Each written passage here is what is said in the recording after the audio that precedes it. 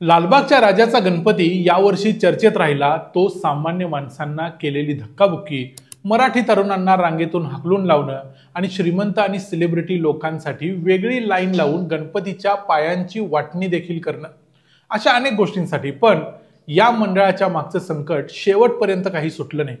शेवटच्या दिवशी लालबागच्या राजाची विसर्जनाची मिरवणूक जवळजवळ 22 तास चालली आणि त्यानंतर लालबागचा राजा समुद्रात 7 ते 8 तास पाण्यातच राहिला. पण गणपतीचं विसर्जनच करता येईना. लाखोंची गर्दी मुंबईच्या गिरगाव चौपाटीवर झालेली होती. पण तरीही गणपतीचं विसर्जन करण्यामध्ये मंडळाच्या कार्यकर्त्यांना आणि गुजरातहून आलेल्या टीमला अपयश येत होतं.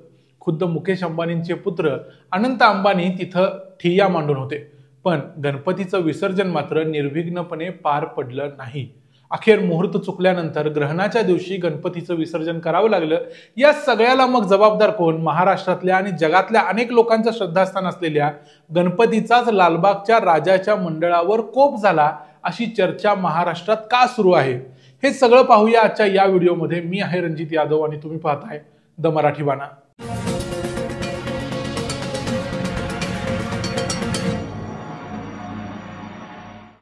6 सप्टेंबरला विसर्जनाच्या दिवशी सकाळी 10 वाजता लालबागचा राजा आपल्या मंडपातून बाहेर पडला. अगदी भक्तिमय वातावरणात गणपती तिथून निघाला आणि लाखो लोकांच्या उपस्थितीत गणपतीची मिरवणूक निघाली. लालबागच्या मंडपापासून गिरगावच्या चौपाटीपर्यंत 10 किलोमीटरचं अंतर पार करायला गणपतीला 22 तास लागले. 7 सप्टेंबर 2025ला सकाळी 8 वाजता लालबागचा राजा गिरगाव चौपाटीवर आला. इथं या वेळेला समुद्राला भरती आलेली होती.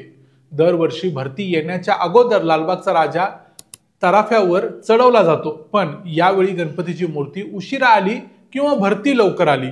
पण काही असलं तरी राजाच्या मूर्तीला तराफ्यावर चढवता आलं नाही.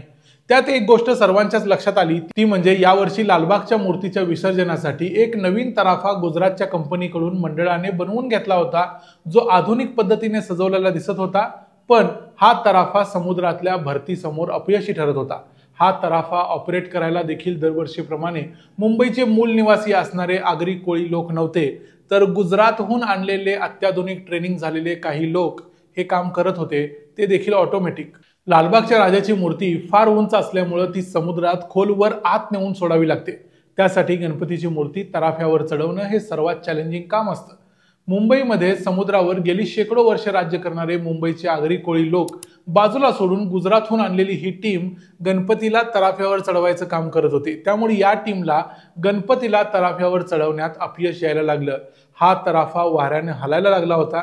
गणपतीची मूर्ती पाण्यात आणि तराफा गणपतीच्या पोटाच्या देखील वर, अशी अवस्था कितीतरी तास होती. भरपूर वेळ ऑटोमॅटिक असलेला हा तराफा ऑपरेट करायचा प्रयत्न चालला होता. गणपतीची मूर्ती वर चढवण्यासाठी या तराफ्याला हायड्रॉलिक लिफ्ट होती. गणपतीवर पाणी उडवण्यासाठी स्प्रिंकलर सिस्टीम होती. एक कंट्रोल रूम मध्ये बसून हा तराफा ऑपरेट केला जात होता. सगळं काही आधुनिक होतं, पण जमिनीवर काहीच घडत नव्हतं. सकाळीच गिरगावच्या चौपाटीवर पोहोचलेला चिंचपोकळीचा चिंतामणी मात्र अगदी व्यवस्थितपणे मुंबईच्या लोकांनी आणि मंडळाच्या कार्यकर्त्यांनी त्याचं विसर्जन केलं. पण लालबागच्या राजाचं विसर्जन मात्र होत नव्हतं. लालबागच्या राजाच्या मंडपात सुरू झालेलं सेलिब्रिटी कल्चर विसर्जनाच्या वेळी देखील दिसलं. विसर्जनाच्या वेळी तराफ्याच्या शेजारीच आपल्या अत्याधुनिक बोटमध्ये बसलेले अनंत अंबानी आणि त्यांचे सिक्युरिटी गार्ड्स यांची एक फौजच आजूबाजूला फिरताना दिसत होती. त्यामुळे गणपतीचं विसर्जन ही प्रायोरिटी होती की अनंत अंबानींची सिक्युरिटी, हे लोकांना समजत नव्हतं. त्यामुळे अनंत अंबानींची जरी गणपतीवर श्रद्धा असेल, तो त्यांचा वैयक्तिक प्रश्न आहे, पण त्यांचं तिथं असण्यानं गणपतीच्या विसर्जनात विघ्नच येत होतं की काय, असा प्रश्न सध्या विचारला जातोय. गेली कित्येक वर्ष लालबागच्या राजाचं निर्विघ्नपणे विसर्जन करणारे गिरगावचे नाखवा हिरालाल पांडुरंग वाडकर यांचा एक व्हिडिओ दुपारीच काल सोशल मीडियावर व्हायरल झाला, ज्यामध्ये त्यांनी सांगितलं की गुजरातच्या एका कंपनीला लालबागच्या राजाचं विसर्जन करायचं काम दिलं होतं आणि त्यामुळेच विसर्जनात अडचणी येत आहेत. 7 तास झाले तरी गणपती अजून विसर्जित झाला नव्हता, असं त्यांचं मत होतं. सामान्यपणे मुंबईतल्या आगरी कोळी लोकांना यामध्ये पुढाकार घ्यायला देणं गरजेचं होतं, जे दिलं नाही, जी मुंबईची परंपरा आहे. म्हणून मुंबईतले अनेक लोक देखील नाराज झाले. त्याचवेळी अशी देखील चर्चा सुरू झाली की गणपतीचाच कोप आहे की काय, ज्यामुळं लालबागच्या राजाचं विसर्जन व्यवस्थितरित्या होईना.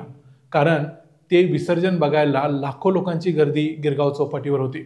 एवढ्या सगळ्या संकटातून आणि गणपतीची मूर्ती कित्येक तास पाण्यात राहून देखील अखेर रात्री 9 नंतर लालबागच्या राजाची मूर्ती व्यवस्थितरित्या तराफ्यावर चढवून तिचं विसर्जन करण्यात आलं. गणपतीची मूर्ती आपल्या मंडपातून निघाल्यानंतर प्रत्यक्ष मूर्तीचं विसर्जन व्हायला 33 तास लागले. ही लालबागच्या राजाच्या मागच्या 91 वर्षाच्या इतिहासातली पहिलीच दुर्दैवी अशी घटना आहे. मग अनेक प्रश्न विचारले जाऊ लागले. भरतीची वेळ लालबागच्या राजाच्या मंडळाला माहिती नव्हती का? की माहिती होती तरीही गणपती पोहोचण्यात मग उशीर का झाला?